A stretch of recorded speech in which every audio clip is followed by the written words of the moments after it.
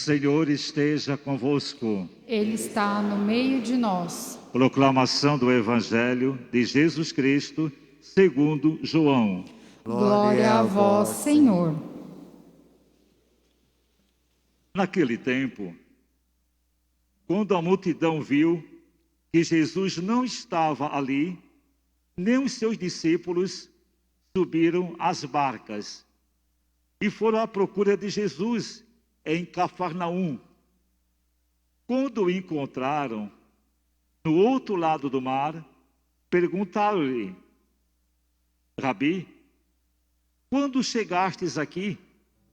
Jesus respondeu: em verdade, eu vos digo, estás me procurando, não porque vistes sinais, mas porque comestes pão e ficastes satisfeitos. Esforçai-vos, não pelo alimento que se perde, mas pelo alimento que permanece até a vida eterna, e que o Filho do Homem vos dará. Pois este é quem o Pai marcou com seu selo. Então perguntaram: que devemos fazer para realizar as obras de Deus? E Jesus respondeu: a obra de Deus é que acrediteis naquele que ele enviou. E eles perguntaram: que sinais realizas para que possamos ver e crer em ti? Que obras fazeis? Nossos pais comeram maná no deserto, como está na Escritura.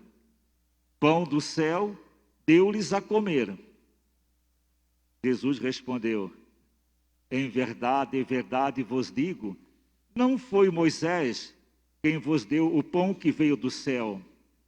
É o meu Pai que vos dá o verdadeiro pão do céu. Pois o pão de Deus é aquele que desce do céu e dá vida ao mundo. Então pediram: Senhor, dá-nos sempre deste pão. E Jesus lhes disse: eu sou o pão da vida. Quem vem a mim não terá mais fome, e quem crê em mim nunca mais terá sede. Palavra que vivida nos traz a salvação. Glória a vós, Senhor.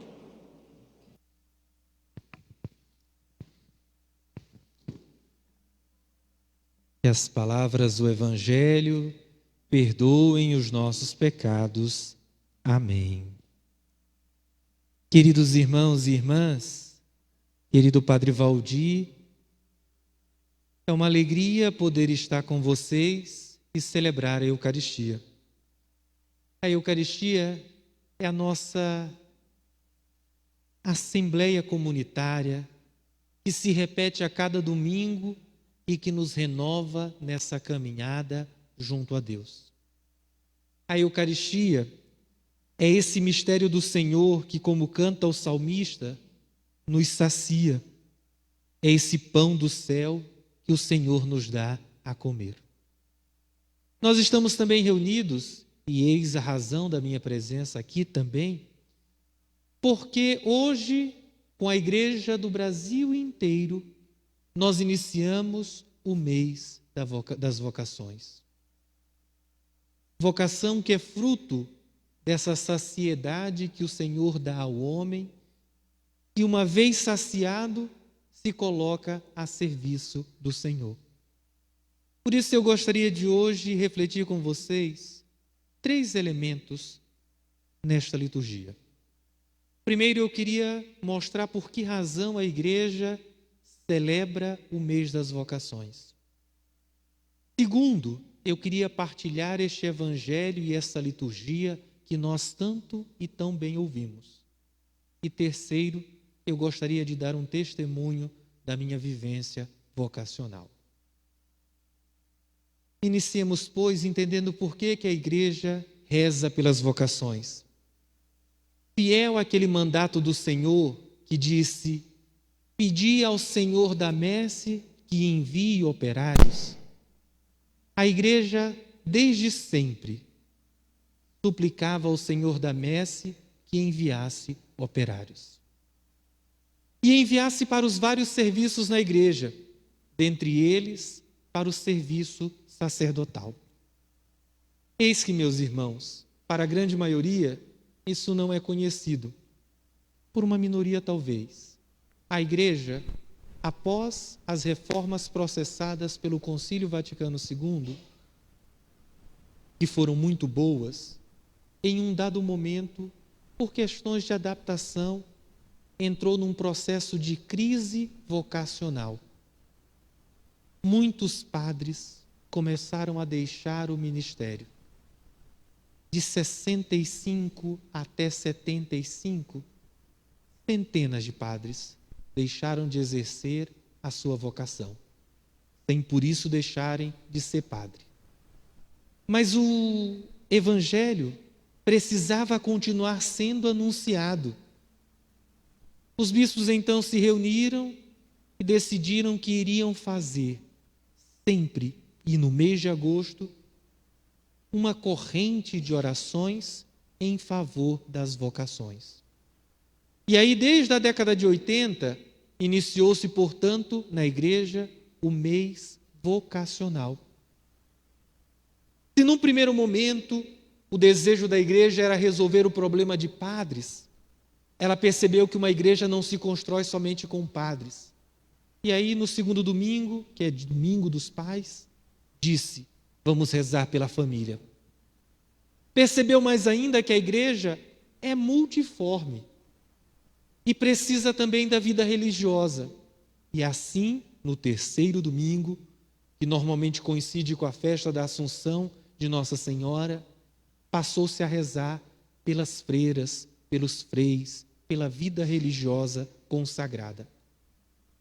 E aí, entendendo que na base da igreja, muitas vezes, estão os catequistas, a igreja disse: o último domingo, portanto, será o domingo de oração pelas vocações dos catequistas, por esse grupo que acaba de iniciar a preparação em nossa paróquia para serem catequistas.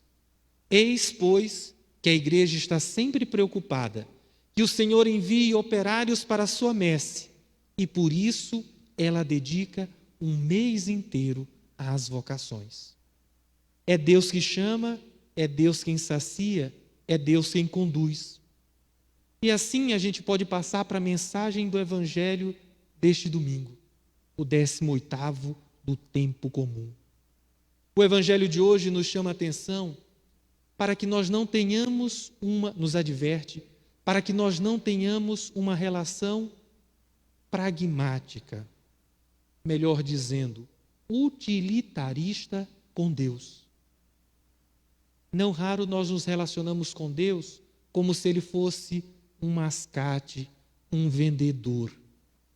E a liturgia de hoje nos adverte para isso. A primeira leitura que nós ouvimos, tirada do livro do Êxodo, é de uma eloquência sem precedentes. Diz que o povo de Deus tinha saído do Egito, tinha sido libertado pelo Senhor. Mas no meio do caminho, eles começam a murmurar contra Moisés e dizer: para que Deus nos tirou mesmo do Egito? Para que a gente morresse de fome no meio do caminho? Moisés então diz que Deus ouviu o que ele dizia e enviou um maná para saciar o seu povo. Notem bem, o povo se queixava de Deus porque não atendia às suas necessidades. Era um Deus com quem eles faziam negócio. Eles pediam e ele dava. Se ele não desse, eles se voltavam contra ele e murmuravam. A mesma coisa acontece no Evangelho. Domingo passado, nós ouvimos Jesus que multiplica os pães para as pessoas. E eis que as pessoas vão então atrás de Jesus Cristo outra vez. E Jesus os repreende severamente, dizendo: vocês vieram aqui porque comeram do pão e ficaram saciados? Em outras palavras, vocês estão atrás de mim por conta do pão que eu ofereci? E Jesus mesmo fala que quer dar ao povo um pão que sacia a sua fome de eternidade.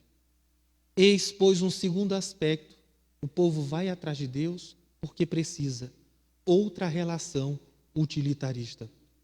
Mas, ao final, como deve ser a nossa relação com Deus? São Paulo, na carta aos Efésios, a segunda leitura de hoje, nos explica de forma muito profunda. Ele diz, olha, se vocês ouviram bem falar de Jesus Cristo, se foi a mensagem dele que vos foi ensinada, e se essa verdade está de acordo com os princípios do Senhor, despojem-se do homem velho e sejam, portanto, novas pessoas. A nossa relação com Deus não é uma relação capitalizada, monetizada, porque eu quero ganhar alguma coisa. A nossa relação com Deus é permanente e transformadora da nossa vida e da nossa própria história.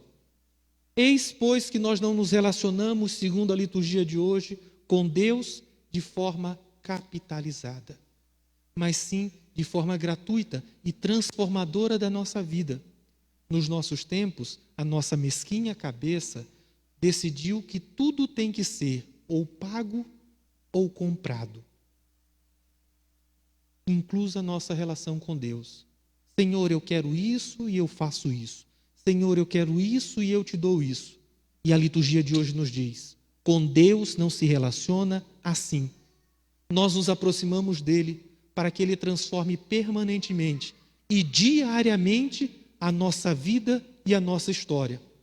Não compramos Deus e ele não se deixa vender.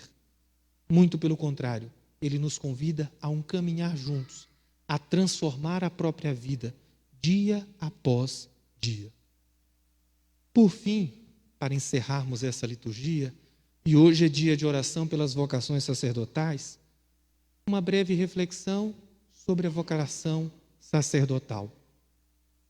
O ministério sacerdotal não cai do céu. Ele é fecundado no seio de uma comunidade. E por isso a comunidade deve rezar sempre pelas vocações. A minha vocação também surgiu no seio de uma comunidade. A gente sempre pergunta como é que surgem as vocações. E à medida que eu fui lendo a Bíblia, eu fui percebendo que as vocações não têm explicação lógica.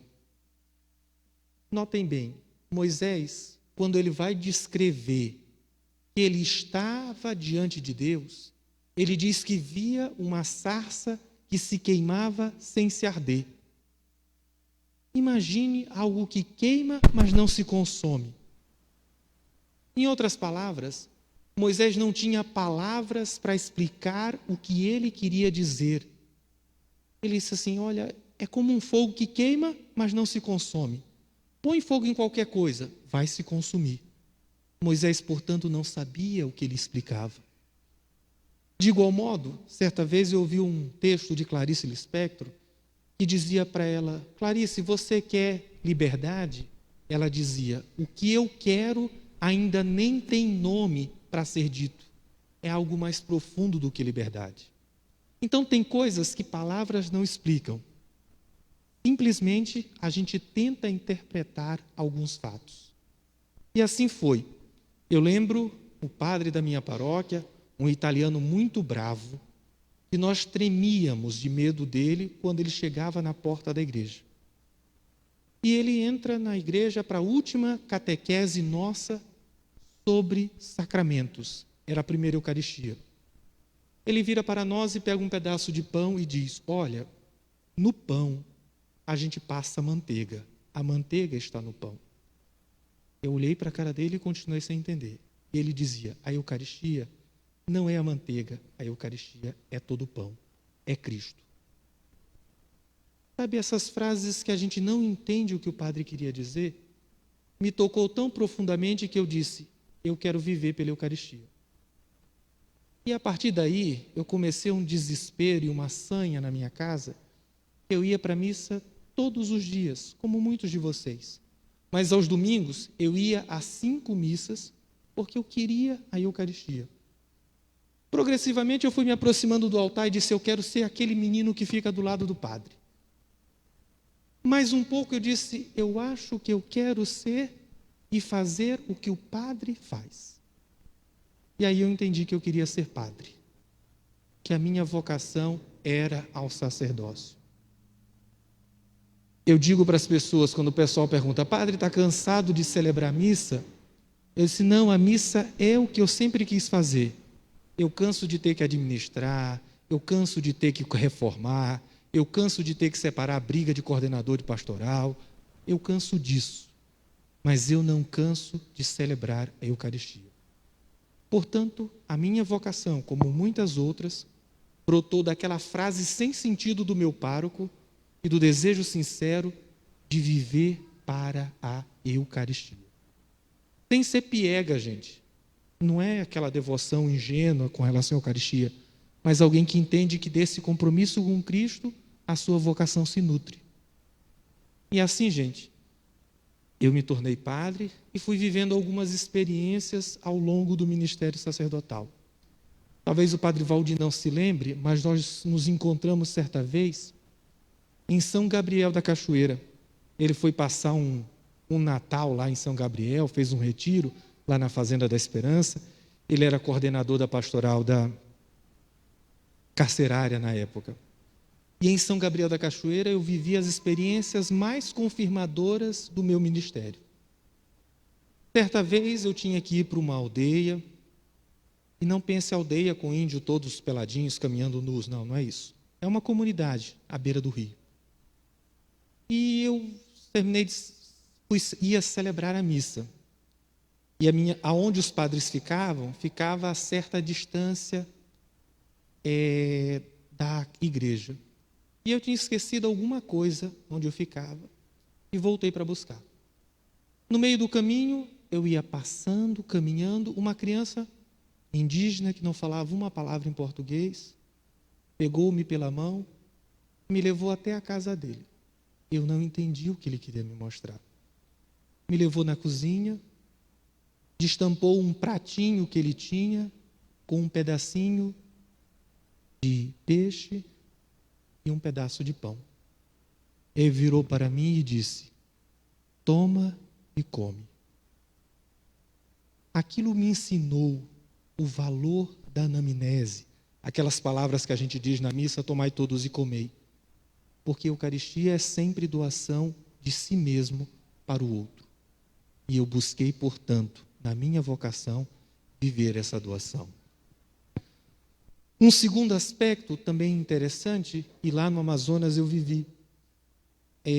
Normalmente a gente tem mania de querer, porque nós somos brasileiros e sempre vivemos no Brasil e nunca num país de minoria, que as nossas missas sejam lotadas. E eu cheguei numa aldeia um dia, o capitão, que é o cacique da comunidade, não tinha avisado que o padre chegava.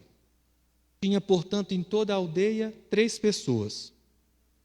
Uma idosa, que não falava nada de português, uma mãe e uma criança. E eu disse: o que é que eu faço? Eu vim para celebrar a Eucaristia, eu vou celebrar a Eucaristia. E depois eu ficava pensando que a Eucaristia não é sacrifício que se faz por público, mas se faz por convicção. E por isso que celebrar missa, se não tem jeito, sozinho, para mim não me dificulta, porque a minha vocação, portanto, brota da Eucaristia.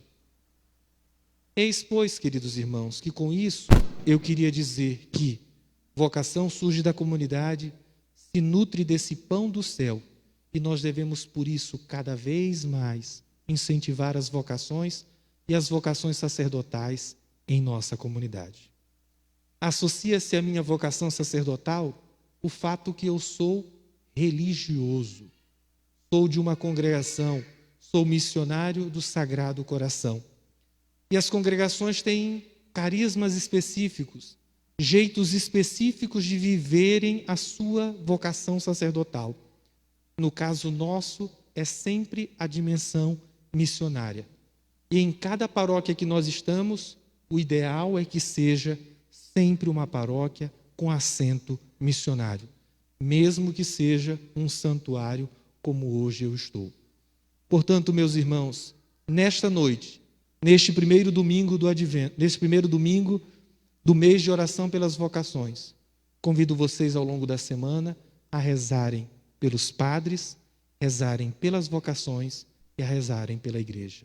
Que assim seja. Amém.